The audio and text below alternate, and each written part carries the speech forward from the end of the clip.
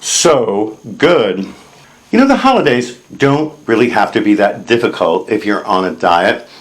Next week, it's Thanksgiving here in the United States, which is one of those holidays where people generally get together and eat a lot. And the meal is kind of a standard meal. And one of the absolutely necessary dishes that you have to have is pumpkin pie. Pumpkin pie is really one of my favorite things in the whole world, but it has a lot of sugar in it and a lot of pumpkin, and so of course it has a lot of carbohydrates. I've come up with a solution for keto dieters for pumpkin pie that I think is really very good. What I've done is I've decided not to use a crust, and I've made individual portions of pumpkin pie custard. This is just one of those recipes that on the holidays, not only are you going to love it, but your guests are going to love it, even your guests who are not on the keto diet. And I'll bet you know what?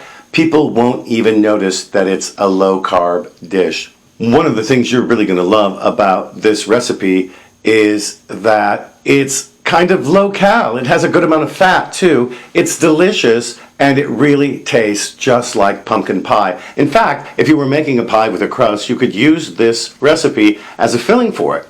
What I've done here is omitted the crust and divided it up into individual portions. Let's talk about macros. The whole recipe, which has 8 generous 6-ounce portions, has 1,153.3 calories, 31.7 grams of net carbs, 32.7 grams of protein, and 84 grams of fat. Break that down into 8 portions. Each one only has 142 calories, 4 grams of net carbs, 4.1 grams of protein, and 10.5 grams of fat. I don't know how you can do much better than that for a Thanksgiving Day dessert, and I think it's going to be really easy to work this delicious little custard into your Turkey Day offerings. Mind you, it's not just for Thanksgiving. I think this is good for the entire holiday season, and I hope that you'll try it at least at some point and definitely serve this to guests.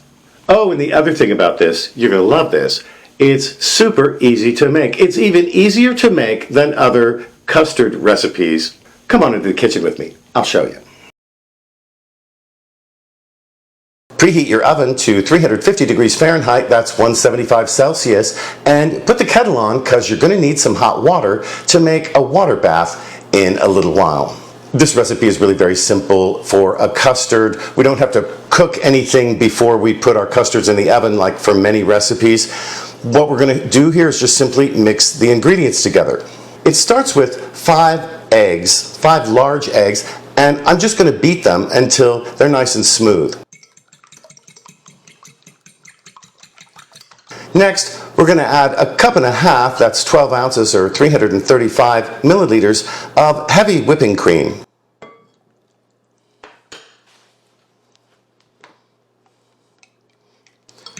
Give it a stir. Also, a half a teaspoon of vanilla extract. Next, add in your sweetener. Here I've got 4.5 ounces, that's 130 grams, 3/4 of a cup, of confectioner's erythritol. It's a little lumpy, so I'm going to put it through this strainer before I mix it in.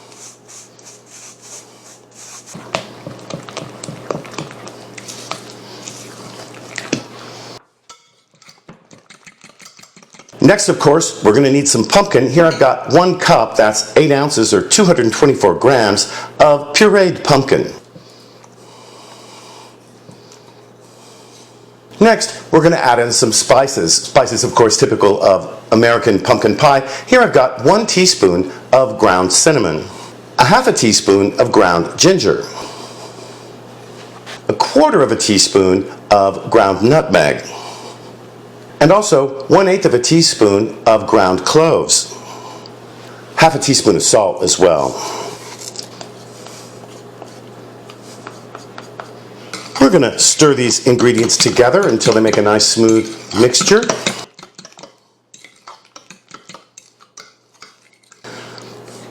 And there we have it. Next, we're going to put this into our custard cups. Notice I've got them in my glass dish already. We're going to put some hot water in here before we put it into the oven to make sure they cook evenly.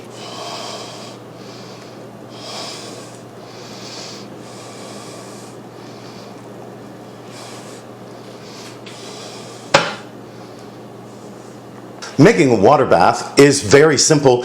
We're just going to take some good hot water. Like I said, this isn't boiling, but it was probably just about boiling when I took it off the stove. And we're just going to pour it into our dish and give it about an inch or so. That's 2.5 centimeters.